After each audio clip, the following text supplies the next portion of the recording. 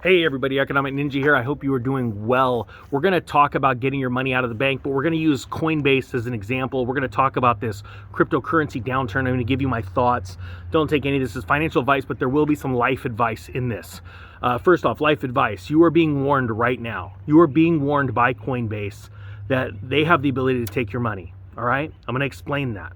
Coinbase is a bank, and we're going to talk about banks. We've talked about bail-ins before on this channel. They are a very real thing, whereas opposed to 2008, you saw a bunch of bailouts where financial institutions got bailed out by taxpayer money.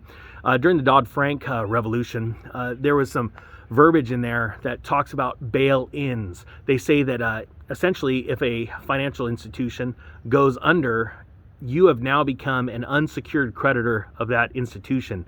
And that could be just your normal bank as well. And they have the ability to seize a certain percentage of your funds and all other depositors' funds to make the bank whole. All right? Coinbase is a bank. Coinbase has just went out and said, look, if we go bankrupt, there is the ability for you to lose your funds.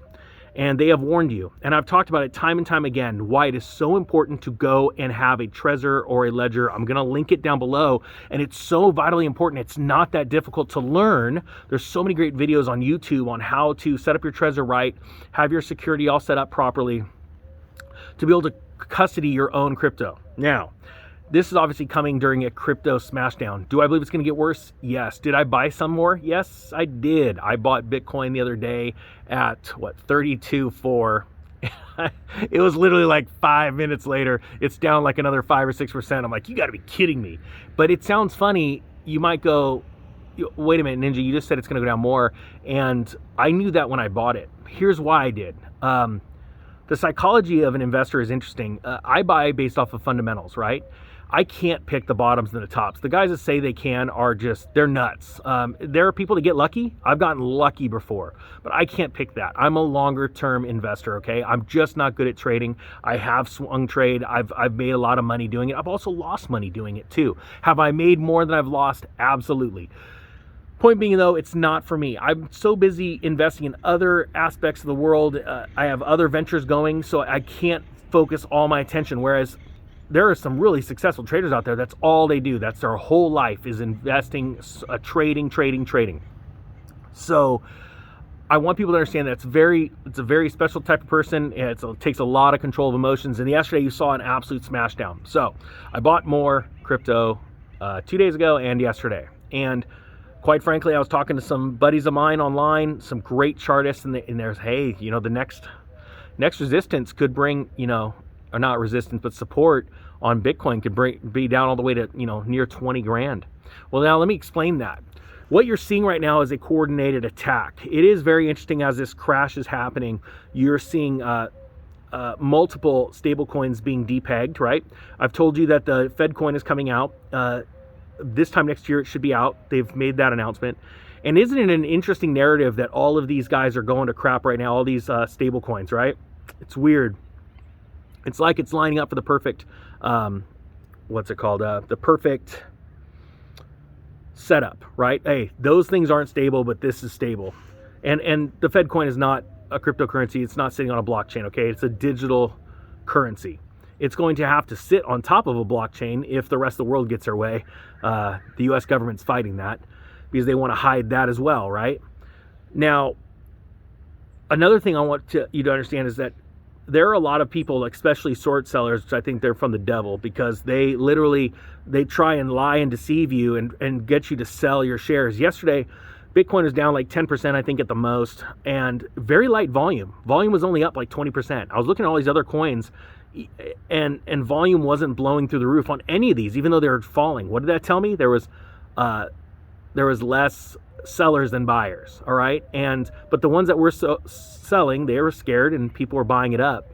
And it can go down here for more, but I've seen these drops before. I've seen Bitcoin take a header of 18, 19% in one day. You haven't lived till you've seen one of those. And so I'm buying the good projects that I believed in 3 days ago or 3 months ago or 3 years ago. I'm buying them at cheaper prices. Really small-minded people come out and they go, well, how's that thing working out for you now? And I'm like, You know, it's funny, they're all super big loudmouths when it's going down, and then they shut up and you never see them when it's skyrocketing. It's because they're idiots. They're morons. That's just complete tools. And 99% of the world are literally, well, no, it's 3%. So 3% good, 97 bad. I got my numbers mixed up.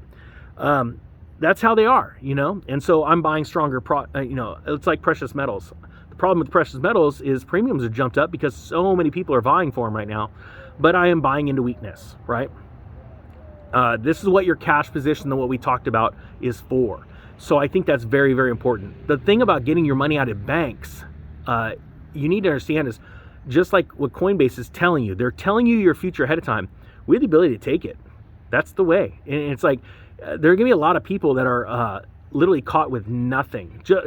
Just look at the XRP holders that had their XRP on Coinbase, and then when the SEC moved in to sue, Coinbase said, oh, you know what, for your protection, we're not going to let you buy, sell, or even take it off the exchange. They stole from you. And XRP holders watched their XRP go from like, I don't know what it was back then, it was like 80, 90 cents, let's say, all the way up to $1.60, and they couldn't liquidate at those high prices. Now, did I sell it back then? No. Would I have loved to? Yes, I would have loved to, but gosh dang, every time I've tried to sell something, you guys know, I've sold stuff at high prices, you know, 20x, 30x, and then it goes, you know, 1,000x after that. Point being is that they stole from you. Coinbase, they're thieves. And right now, there'd be nothing that they would make themselves happier than to drive their own stock price down and all their buddies and them buy it back at cheaper prices. They know where this is going. And the fear, they, you know, think about it. You know, they put this stuff out on purpose to create maximum fear. And I want people to understand that. This is like the greatest, because this is about to end. I think we've got about 2 weeks left. This isn't financial advice, but I think we've got about 2 weeks left, 3 weeks left of pain in the markets until the Federal Reserve moves in and says, all right, we're going to start buying up assets. We're going to stop lowering rates. We've done our job, you know, good job, Jerome. And then we're going to see an epic rise, but then the big one hits. And I want you to take these lessons right now, the pain, the stress, the fear of these falling markets, and then put that to work for you and your motivation for when the big one happens. Because when the big one happens, that one's going to be straight up frightful, scary. You know, I know a lot of people that have lost 7 figures just last night alone. And I'm telling you, the next one's going to be really bad. And crypto is tied right now to the stock market. It is. And so, especially the NASDAQ. So think about it. As people are selling off the NASDAQ, crypto's already selling. It's a perfect time when there's blood in the streets, the whales start attacking. It's like a feeding frenzy. The sharks just go crazy and crazier. I think people need to understand this, see it for what it is, all right? This is fear-mongering at its highest level. But it's a great motivational spot for you right now to go get yourself a legitimate hardware wallet, something, you know, cold storage where it is safe. Get it done right. Use this as motivation before Coinbase, you know, possibly goes bankrupt. Do I think they're going to? I think there's a lot of companies that go bankrupt intentionally to be able to hide a lot of things and to be able to get out of a lot of bad debt. And then they're still around. And the sad thing is, who gets held to the bag? The shareholders. And right now, the shareholders in Coinbase are not just the people holding shares, stock in the company. It's people who actually have their assets on that exchange.